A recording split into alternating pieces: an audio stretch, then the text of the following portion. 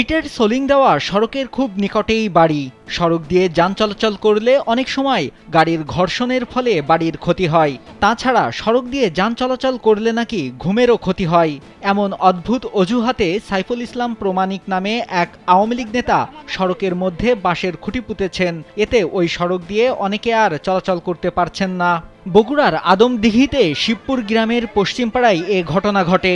ইট সোলিংয়ের রাস্তায় বাঁশের খুঁটি দিয়ে পথরোধ করা সাইফুল ইসলাম পরামানিক কালবেলাকে বলেন, 10 ফিটের পুরো রাস্তার জায়গাটি তার। গেল 12 বছর ধরে রাস্তা দিয়ে স্থানীয়দের চলাচল করতে দিয়েছে। এখন রাস্তা দিয়ে গাড়ি যাওয়া আসা করলে তাদের ঘুমের ক্ষতি হয়। স্যান্ডেলিনা সো, রূপচর্চায় আভিজাত্য।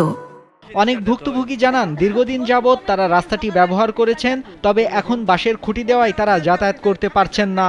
রাস্তায় খুঁটি দিয়ে সাইফুল ও তার ছেলে অন্যায় করেছে বলেও জানান তারা।